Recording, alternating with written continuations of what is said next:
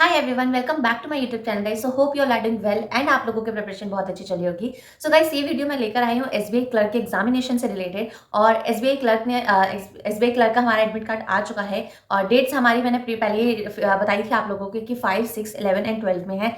तो मेरा भी एडमिट कार्ड आ चुका है। मैं आप लोगों को बता दूंगी कि मेरा कौन सी डेट पे है और कौन सी शिफ्ट में है। और आप लोगों का जो भी हो, आप लोग मुझे कमेंट सेक्शन में डाल देना। वीडियो स्टार्ट करने से पहले मैं आप लोगों को ये कहूंगी, आपका कोई भी डेट को अगर आपका 5 जन में फर्स्ट कि सुबह 8 बजे ना फर्स्ट शिफ्ट में, आपको टेंशन लेने की जरूरत नहीं है। सी आपने जितनी मेहनत करी है ना, वो बहुत, I think that was more than sufficient. और जो जिन्होंने नहीं करी है उनको मैं यही कहूंगी कि प्लीज़ अभी आप पे टाइम है, आप प्लीज़ और मेहनत करो। आप इतना तो कर सकते हो कि आपको ये रिग्रेट नहीं होना चाहिए कि यार शायद 100% नहीं दिया हमने। तो अपनी तरफ से 100% देना, ठीक है।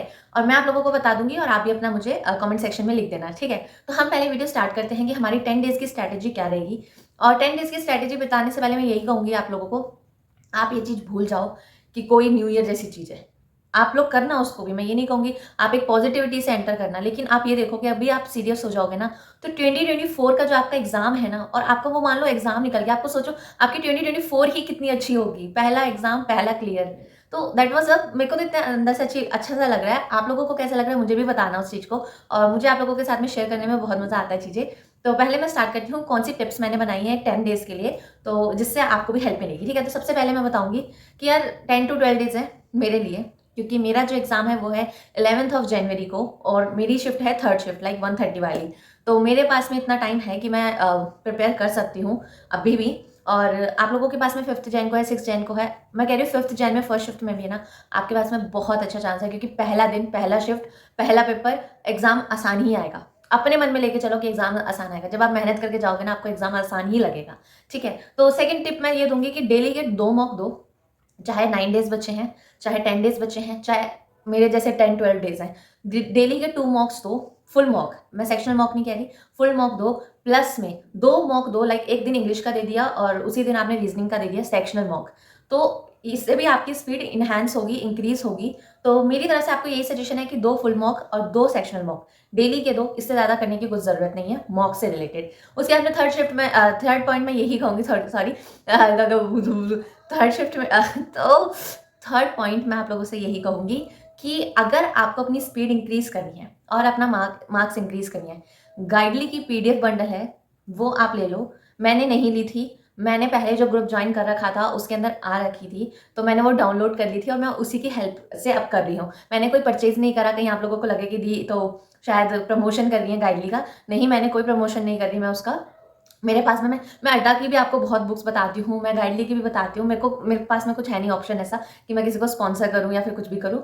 तो मेरी तरफ से यही है कि आप गाइडली की पीडीएफ बंडल करो। 25 डेज की, 1 to 25 डेज तक बता रखा है उन्होंने। सॉरी गाइस, ये पीछे से जो बैकग्राउंड नॉइज है मुझे समझ में नहीं आता। मैं जब भी वीडियो बनाने बैठती हूँ पीछे से सॉरी, पता नहीं ये गली में कैसे पता चल जाता है कि मैं वीडियो बना रही हूँ, और ना पीछे से सब्जी वाले, चेन वाले आते रहते हैं, ठीक है। तो हम बात कर रहे थे कि थर्ड पॉइंट की, जिसमें मैंने आपको ये कहा था कि कंप्लीटली गाइडली का जो पीडीएफ बंडल है वो कर लीजिए एसबीआई कलर का प्रीलिम्स का। And that was more than sufficient. अगर आप डेली के 2-2, 3-3 डेज को कर रहे हैं तो आप ये देखिए आपके 400-500 क्वेश्चंस कंप्लीट हो रहे हैं। And that was more than sufficient for me, according to me. तो मैं यही कहूंगी कि गाइडली की पीडीएफ बंडल कर लीजिए आप लोग स्पीड से, और आपके मार्क्स पक्का इंक्रीज होंगे मॉक में, ठीक है। उसके बाद फोर्थ पॉइंट में मैं ये कहूंगी कि मेंस में ना अभी फोकस मत करो। रीजन बता देती हूँ, आप लोग बोलोगे और दीदी क्या बोल दिया आपने। तो मैं ऑनेस्ट बात बता रही हूँ, देखो आपको मेंस तक का बहुत टाइम मिला है, आपने इतने पूरे साल में पेपर दिए हैं, आपने मेंस की प्रिपरेशन करी होगी, कई बच्चों ने मेंस भी निकाला है। तो मेरी सजेशन ये है कि आप ना मेंस अभी छुओ मत, क्योंकि 10 to 12 डेज है यार। आप ना फुल तैयारी करो उसकी, प्रीलिम्स की। अगर आपके प्रीलिम्स में अच्छे सिलेक्शन होगा, अच्छे मार्क्स आएंगे, अच्छा सिलेक्शन होगा, तभी आप मेंस तक जा पाओगे। तो मेंस में मैं सब्जेक्ट वाइज तो नहीं बोलूंगी, लेकिन आप करंट अफेयर्स डेली की करिए। 1 घंटा मॉर्निंग में, 1 आवर 2 आवर आप मॉर्निंग में दीजिए करंट अफेयर्स को। करंट अफेयर की वीडियो मैंने बना रखी है कि कैसे आपको करंट अफेयर को टैकल करना है, तो आप लोग वो जाके देखिए। और उसमें सिर्फ आप अभी के अकॉर्डिंग, आप ना सिर्फ मेंस को लेकर आप सिर्फ करंट अफेयर करिए। आप पूरी मैथ्स भी करो, इंग्लिश भी करो, रीजनिंग भी करो, फिर करंट अफेयर्स भी करो, तो ऐसा मत करना, ठीक है। उसके बाद में मैं ये कहूंगी कि आप अपना फोकस करिए कि रिवाइज करिए जो आपके प्रीवियस मॉक रह चुके हैं, आपने जिनमें परफॉर्म करा है एसबीआई क्लर्क के, आप उनको एक बार जाके देखिए। उनको एक बार ये नहीं कि मॉक दे दिया छोड़ दिया और उस टाइम पे एनालाइज कर दिया था, अब मौका है उन मॉक्स को एनालाइज करिए दोबारा से कि आपकी मिस्टेक कहाँ हुई थी। मैं री अटेम्प्ट देने की प्रीवियस मॉक को नहीं कह रही हूँ, मैं कह रही हूँ कि आप बस इतना चेक कर लीजिए आपने कौन से क्वेश्चन छोड़े और कहाँ आपके गलत हुए, ठीक है। आप डेली का 1 घंटा दीजिए उस चीज को। आप एक दिन में 2 मॉक देख जाओगे पुराने वाले, तो I think this is also very important thing मेरे अकॉर्डिंग।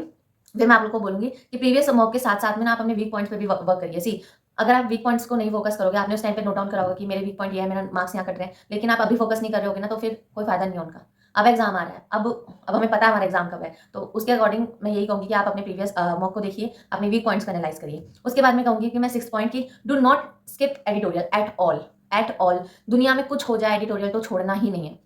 क्यों बता देती हूँ, मैंने कुछ एग्ज़ाम में छोड़ा था लाइक अभी थोड़े दिन पहले मैं छोड़ मतलब कि 2-3 दिन मैंने नहीं करा एडिटोरियल एंड मैंने ना सीधा डायरेक्टली जाके मैंने मॉक दे दिया। यू कांट बिलीव गाइज़ कि मेरे मार्क्स जो 25 प्लस आ रहे थे ना, वो मेरे 19-20 पे अटक गए। और मुझे इतना मेरा मतलब उस टाइम में दिमाग खराब हो गया, मैं कहा यार अब एग्ज़ाम आ रहा है और अब क्या हो रहा है मेरे साथ में ये? फिर मैंने 2-3 मॉक दिए ना, फिर उसके बाद में मुझे एनालाइज़ हुआ। मैंने मतलब बैठे-बैठे एक दिन मैं सोच रही थी, मैं कहा यार इंग्लिश में तो मेरे मार्क्स पता नहीं कैसे सडनली डिक्रीज़ हो रहे हैं। फिर मेरे को याद आया कि मैंने एडिटोरियल नहीं करा। और मैंने वो टाइम याद करा जब मेरे मार्क्स अच्छे आ रहे थे और मैं उस टाइम पे कर क्या रही थी इंग्लिश में, मैं रीडिंग कर रही थी, मैं एडिटोरियल पढ़ रही थी, मैं वोकैब पढ़ रही थी। मतलब ये चीज़ें मैं डेली के बेसिस पे कर रही थी और वो मैंने 2-3 दिन स्किप कर दिया था। तो एडिटोरियल कुछ स्किप मत करना, करंट अफेयर्स स्किप मत करना और मॉक दो और गाइडली की पीडीएफ बंडल दो। This is the only thing. ठीक है? उसके बाद में मैं ये कहूँगी at the end 7th point कि बी पॉजिटिव।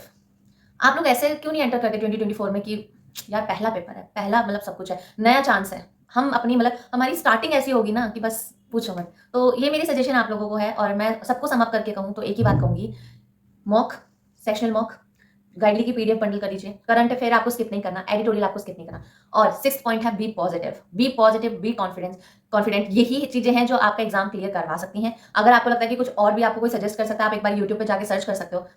आपको अगर कोई और अच्छी सजेशन मिल जाए तो। So this is all about this video guys and मैं आप लोगों के साथ में एक चीज़ शेयर करने वाली थी।